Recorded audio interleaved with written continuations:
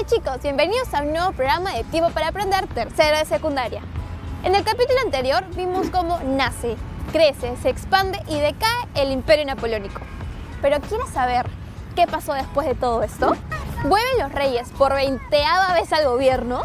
¿O aparece un nuevo gobernante para intentar restaurar ese país?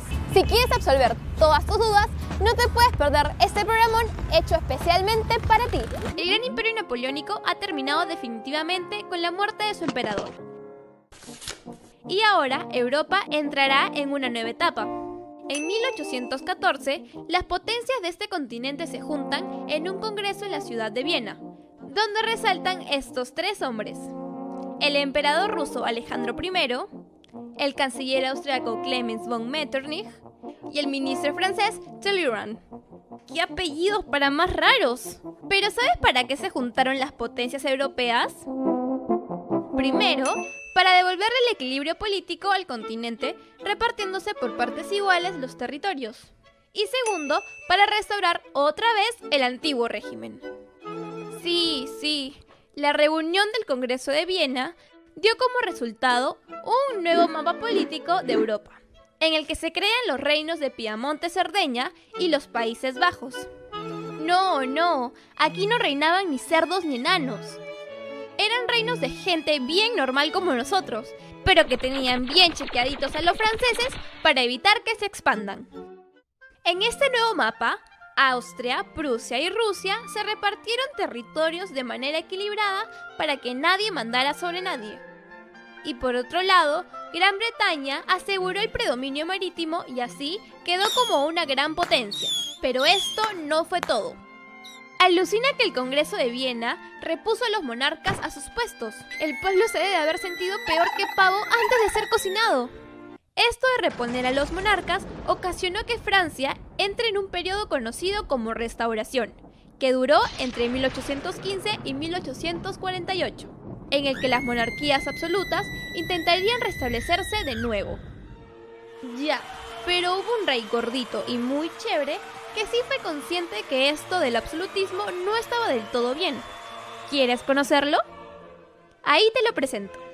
Luis XVIII de Francia, el primer monarca de la Restauración Borbónica que promulgó este documento bien famoso, conocido como la Carta Otorgada, donde se reconocían algunos derechos individuales y también se establecían cámaras representativas. No creas que esto fue todo, porque en la etapa de la Restauración pasa algo más. Veamos. Resulta que Rusia, Austria, Prusia, Francia y España hicieron una alianza llamada Tratado de la Santa Alianza, que de santa no tenía mucho. Resulta que estas potencias europeas acordaron que los militares intervendrían en caso de que al pueblo se le ocurriese hacer alguna revolución que amenace al absolutismo, siendo esta una postura contrarrevolucionaria. Estas medidas no les gustaron para nada ni a los burgueses ni al pueblo. ¿A alguien más no le gustaba? Bueno, la cosa es que a nadie le gustaban estas medidas, y por eso es que todos se juntan y luchan de nuevo formando tres grandes tendencias. La liberal democrática, que representaba a la alta burguesía y la clase media alta. La radical democrática, que representaba a los intelectuales de la clase media baja y los dueños de talleres y fábricas. Y la socialista, que representaba a los trabajadores de las ciudades, en especial de los obreros industriales. ¡Los reyes volvieron al poder! ¡No puede ser! Ya te imaginarás lo que debe de haber provocado en el pueblo. O sea, ¡qué cólera! Que hayan luchado tanto para ser libres y al final volver a lo mismo. Igual, el pueblo francés no se iba a dar por vencido. Por eso aparecieron nuevas olas revolucionarias inspiradas en el liberalismo político. En 1820, muchos comienzan a cuestionar lo establecido por el Congreso de Viena y surgen movimientos revolucionarios gracias a tres factores. El primero fue la defensa del liberalismo. Los liberales reclamaban una constitución para ponerle un stop al rey, frenar su poder y establecer la elección de un parlamento. Es decir, estuvieron totalmente en contra del absolutismo. El segundo factor que ocasionó los movimientos revolucionarios fue la afirmación de los sentimientos nacionales, Claro, así como cuando juega Perú, te pones la camiseta y te pintarrajeas la cara con los colores de la bandera para demostrar que amas a tu país. Ya, así igualito, los franceses demostraron que amaban Francia. Y por supuesto, este sentimiento era compartido por todos, así haya sido de distintas clases sociales. Y por último, estuvo la protesta social. La protesta que ocurrió fue muy fuerte porque se unió gran parte de la población. Entre 1820 y 1848 hubo revoluciones tras revoluciones, porque el pueblo mantenía la idea de defender sus libertades y no volver a caer en un sistema que ya había superado. Es decir, se dieron una serie de oleadas revolucionarias. Hablemos de la primera oleada. ¡Se viene la primera oleada! ¡Corran todos! La primera oleada se dio en 1820. Comenzó en España y fue contra el gobierno del rey Fernando VII. Aquí, los revolucionarios lucharon por sus ideales. Pero al final, este rey recuperó su poder gracias a la Santa Alianza. Pero tranquilos, su lucha no fue en vano, porque el bichito de la revolución se expandió a otras naciones como Portugal, Grecia y Nápoles en Italia. Con decirte que solo un año después, los griegos se enfrentaron a la dominación turca para lograr su independencia. Y parece que Zeus, el dios griego, les echó sus buenas vibras porque la consiguieron en 1829. Otra gran oleada revolucionaria se dio en 1830 contra el rey Carlos X en Francia, porque anuló la Constitución de 1814 sin consultarlo. La gente estaba asadaza con él, y bueno, de hecho, esta oleada provocó que acabara su reinado. Y en su lugar entró Luis Felipe I, quien fue un rey mucho más chévere, porque estableció una monarquía parlamentaria en la que él era el jefe del Estado, pero estaba controlado por el poder ejecutivo y legislativo, que por cierto estuvo apoyada por un gran número de obreros y campesinos que exigían principalmente mejoras sociables. Esta oleada fue tan grande que llegó de nuevo a Francia. Sí, otra vez. Pero esta vez la oleada acabó con el gobierno de Luis Felipe I, la Segunda República, con un gobierno provisional compuesto entre republicanos moderados, radicales y socialistas. Oye, todo este tema de las revueltas populares provocó que los monarcas de Europa Central se murieran de miedo, por lo que empezaron a otorgar ciertas concesiones al pueblo. Sin embargo, el éxito inicial de las revoluciones se esfumó por el temor de la burguesía a que la masa campesina y obrera avanzara. Si no, mira lo que pasó en Francia en 1852, donde la Segunda República de Francia pasaría a ser el Segundo Imperio con la llegada al poder de nada más y nada menos que de Luis Napoleón Bonaparte, mejor conocido como Napoleón III, que por cierto fue sobrino del popular Pequeño Cabo. Las revueltas nacionalistas que se dieron en Italia, Hungría o Bohemia tampoco fueron positivas y pues no consiguieron triunfar. Pero todas estas revoluciones abrieron una nueva etapa política en la que se dieron cambios en la organización territorial. Además, se inició un lento proceso de avance hacia la democracia política para lograr el derecho al voto y el surgimiento de organizaciones políticas propias de la clase obrera. Ahora es tu turno. ¿En qué año se dio el Congreso de Viena? ¿Entre 1810 y 1814? ¿1814 y 1815? ¿O 1815 y 1817? Así es, el Congreso de Viena se dio entre estos años teniendo como figuras principales al rey Alejandro I de Rusia, al canciller austriaco Clemens von Metternich y al ministro francés Talleyrand.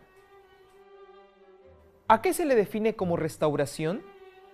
¿Periodo de Europa en el que se intentó restablecer las monarquías absolutas?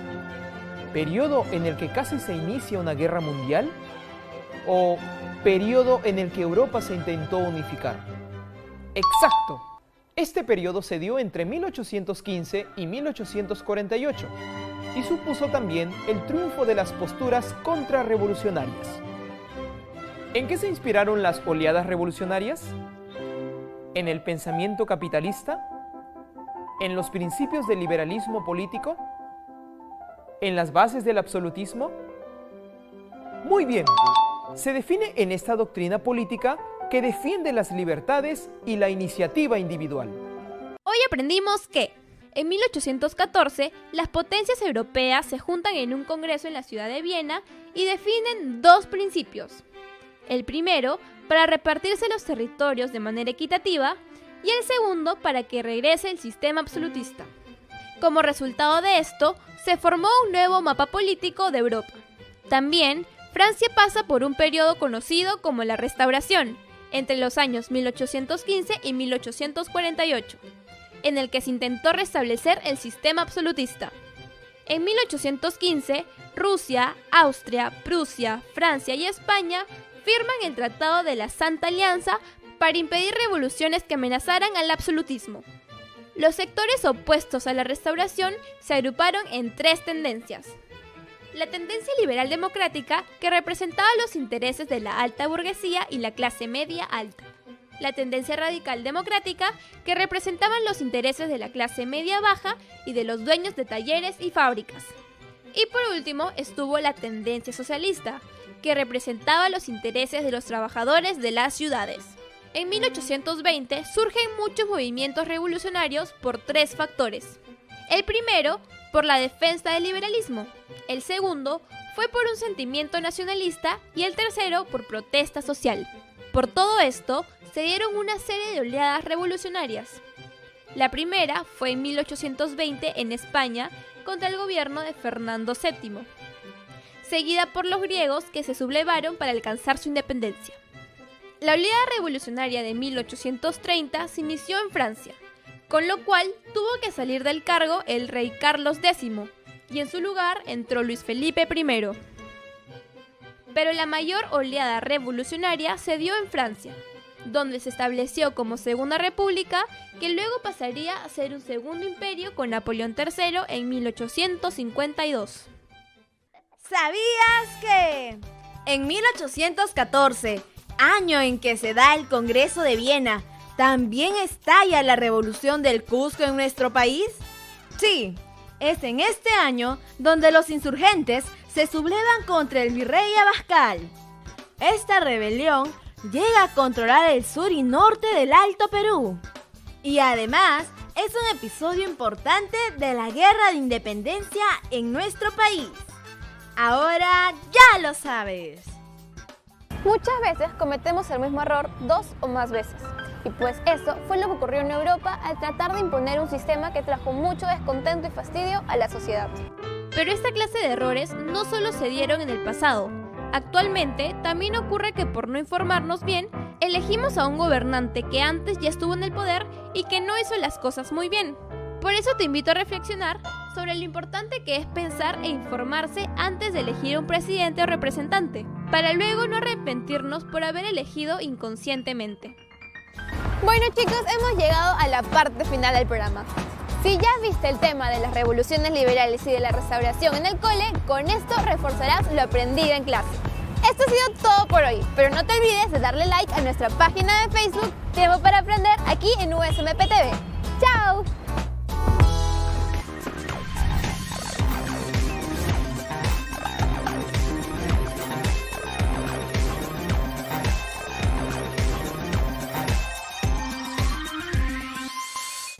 En el próximo programa hablaremos acerca del nacionalismo europeo. ¡No te lo pierdas!